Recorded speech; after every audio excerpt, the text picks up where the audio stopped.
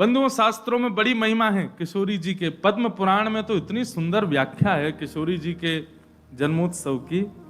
1000 Ekadashi multiply into 100 कर दो, जितना आएगा इतना फल मिलता है एक राधाष्टमी का व्रत करने से। अब कई लोगों के मन में भाव रहता है कि मेरे मन में भी ऐसा ही भाव रहता है कि भैया उत्सव है ठाकुर जी को, जन्माष्टमी को उत्सव है, राधाष्टमी को, तो फिर काय को हम लोग भूखे प्यासे रहें, बढ़िया माल छाने।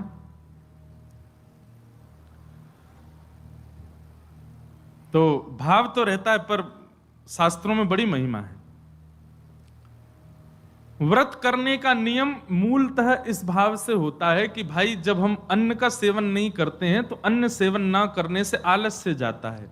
अन्न सेवन ना करने से मस्तिष्क में, मन में नकारात्मक ऊर्जाएं नष्ट हो जाती हैं।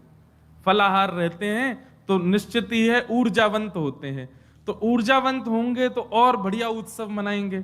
लेकिन बिल्कुल ही आहार ग्रहण नहीं करोगे तब तो फिर मतलब व्रत इसलिए करना है कि उत्सव में आपसे आपकी ऊर्जा पूरी लगे, आलस्य ना आवे, नकारात्मक भाव ना आवे, मन में कोई दुर्भाव ना आवे, इसलिए अन्न का त्याग किया जाता है। बाकी तो उत्सव में तो खूब पाओ धुआंधार, लेकिन व्रत करने से आपके उत्सव में बेहोशी आ रही है महाराज और बिना भोजन किए कुछ तो फिर उत्सव को भंग करने वाली बात हो जाएगी। उत्सव को भंग नहीं, उत्सव को सुंदर बनाने के लिए व्रत करना है। तो राधाष्टमी उत्सव पर इस बार व्रत निश्चित करो, हर बार ही करो। वैसे तो शास्त्रों में दशावतारों में 4 अवतारों के व्रत करने की आज्ञा दी है, रामनवमी और नृसिंह चतुर्दशी, कृष्ण जन्माष्टमी और वामन द्वादशी। लेकिन जब हम रामकृष्ण उपासक हैं तो हमारे भाव में रामकृष्ण दो एक हैं, ये दोनों भी एक हैं, और फिर इनकी आह्लादनी शक्तियां भी एक हैं। राधा कृष्ण स्वरूपाम वै कृष्ण राधा स्वरूपिणौ कलात्मानम निकुंजस्थम गुरु रूपम सदा भजे। तो जब किशोरी जी ब्रजमंडल में ठीक ठाकुर जी का ही स्वरूप हैं तो फिर उनके लिए भी ये व्रत की क्रिया करनी है। पद्म पुराण में ब्रह्मा जी ने इसका बहुत सुंदर वर्णन किया है कि भैया व्रत निश्चित करना चाहिए, इतना फल मिलता है, इतना फल मिलता है। लेकिन जब भी फल कोई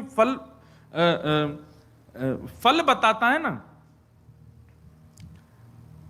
कि महाराज जी ये करने से ये फल मिलता है, ये करने से ये फल, मन में एक ही बात आती है, अगर ये करने से ये फल मिलता है, अगर हम इसके बदले फल की कामना ना करके ठाकुर जी की कामना करें तो हमको व्रत इसलिए करना है हमको श्री जी मिले, हमको व्रत इसलिए करना हमको ठाकुर जी मिले। अक्षय तृतीया के दिन लोग दुनिया भर का दान करते हैं, चावलों का दान कर रहे हैं, अन्न का दान कर रहे हैं, स्वर्ण दान कर रहे हैं, चांदी दान कर रहे हैं, जे दान कर रहे हैं, वो दान कर रहे हैं।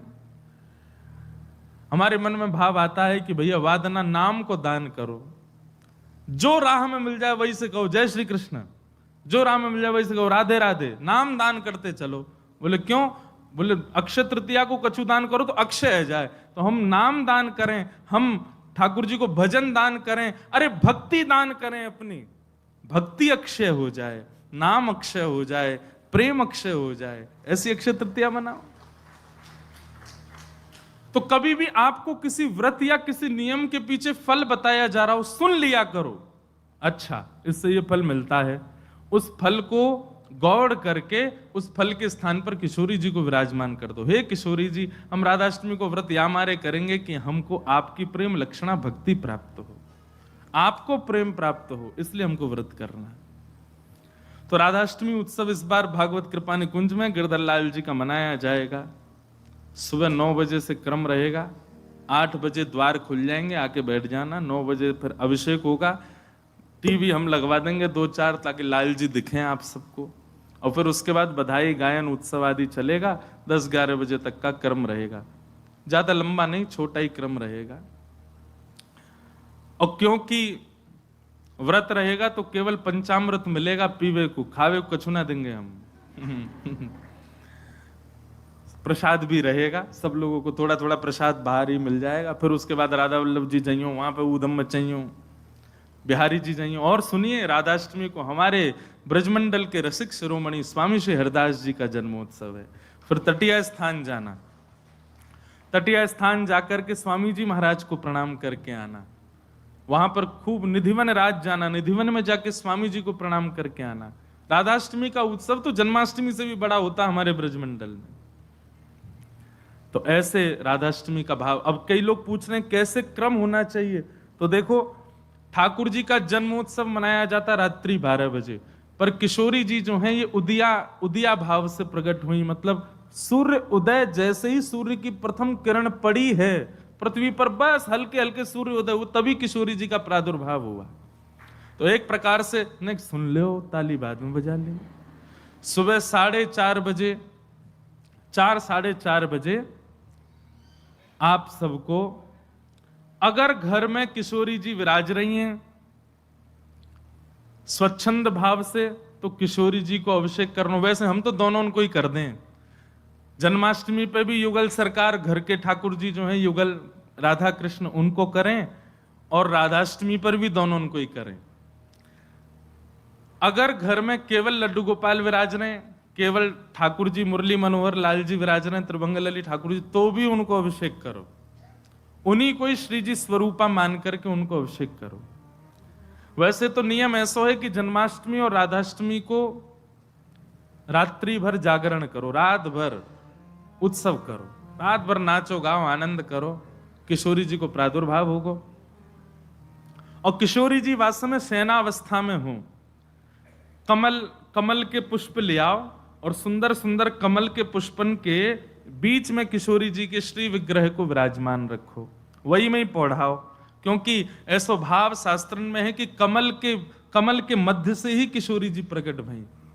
तो कमल मध्य में किशोरी जी को विराजमान करो, घर पे ठाकुर जी हैं तो ठाकुर जी को विराजमान रखो। और प्रातः काल 4 बजे है तो महाराज शंखनाद करो, बधाई गायन करो, सुंदर घंटे घड़ियाल नगाड़े आदि बजाओ, वाक्य बाद में दीप प्रज्वलन करके किशोरी जी को प्रादुर्भाव करो।